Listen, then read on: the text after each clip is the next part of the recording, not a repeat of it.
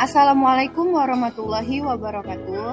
Kami dari kelompok 8, kelas AM2B akan mempresentasikan tentang prosedur pembelian kredit komponen komputer dan laptop. Perkenalkan, nama saya Elin Anggina. Saya Gaitsa Hanum. Dan saya Siti Sajidah Tulfa. Informasi perusahaan. Perusahaan yang telah kami survei bernama PT Hayasa Prima Karya. Perusahaan ini bergerak di bidang perdagangan umum, distributor, dan jasa. Perusahaan ini berlokasi di Kurnia Jaya Alam, Jalan Parkir Raya, Kelurahan Belian, Kecamatan Batam Kota, Kepulauan Riau. Berikut flowchart sebelum analisa yang ada di PT Hayasa Prima Karya. Flowchart pembelian kredit ini memiliki 3 divisi, yaitu divisi marketing, purchasing, dan receiving. Bagian marketing menerima order dari customer melalui tim marketing. Setelah itu membuat permintaan pembelian dan menghasilkan laporan permintaan pembelian, lalu diarsipkan dan diberi kepada tim purchasing. Tim purchasing pun menerima penerimaan pembelian dari tim marketing dan membuat order pembelian. Tim purchasing menerbitkan order pembelian untuk supplier dan receiving. Lalu order pembelian tersebut diarsipkan. Bagian receiving menerima order pembelian dari bagian purchasing. Order pembelian diserahkan kepada pihak supplier. Supplier membuat laporan packing list sebagai rincian barang yang akan dibeli secara kredit. Bagian receiving pun melakukan pemeriksaan barang oleh quality control. Lalu bagian receiving membuat laporan penerimaan barang. Bagian marketing menerima delivery notes dan invoice dari pihak supplier. Tim marketing pun melakukan pelunasan atas pembelian kredit. Bagian receiving melakukan pelunasan dan membuat laporan penerimaan barang.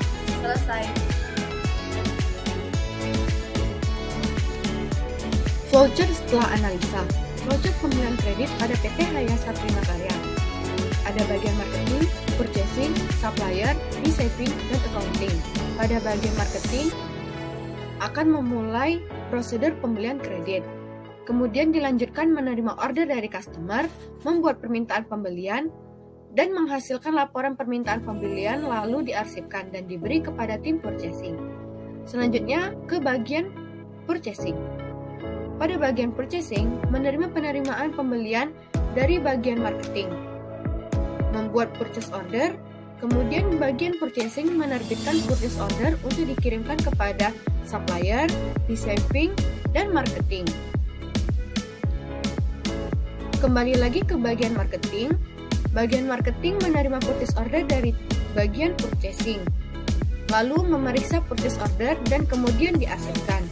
Selanjutnya ke bagian supplier. Pada bagian supplier menerima purchase order dari bagian purchasing.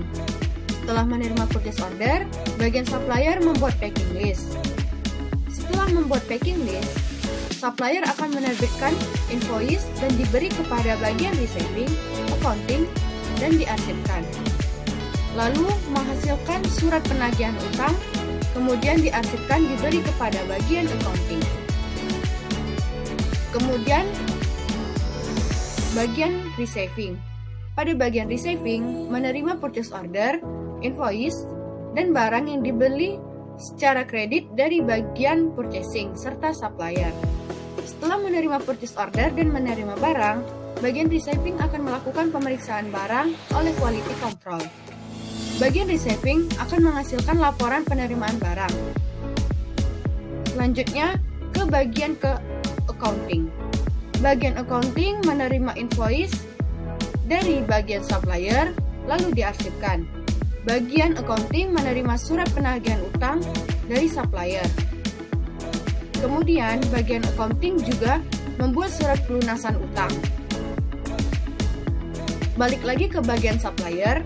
Bagian supplier menerima surat pembayaran utang dari bagian accounting. Kemudian bagian supplier menandatangani surat pembayaran utang tersebut. Kemudian prosedur pembelian kredit tersebut telah selesai.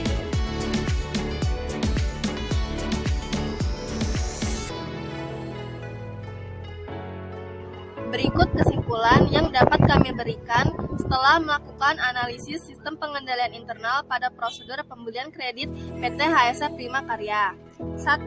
Terdapat 3 bagian dalam prosedur pembelian kredit, yaitu bagian marketing, purchasing, dan bagian receiving.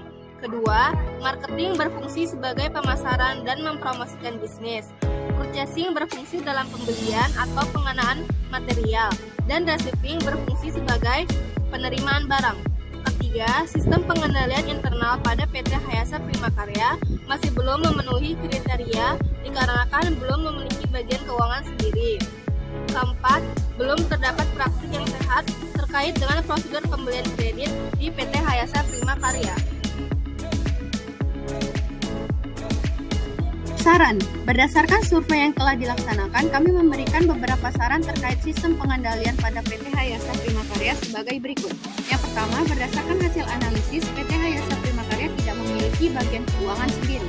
Oleh karena itu, disarankan untuk memiliki bagian keuangan untuk mengelola keuangan di PT HSA Prima Karya, sehingga dapat meningkatkan kinerja perusahaan. Yang kedua, setelah memiliki bagian keuangan, diharapkan melakukan pengawasan kepada karyawan oleh setiap kepala bagian atau divisi untuk mencegah hal-hal yang tidak diinginkan, serta meningkatkan kedisiplinan dan meningkatkan kinerja karyawan.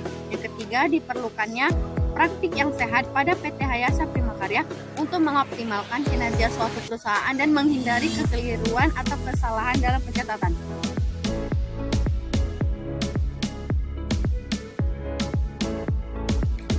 Sekian presentasi dari kelompok 8. Wassalamualaikum warahmatullahi wabarakatuh.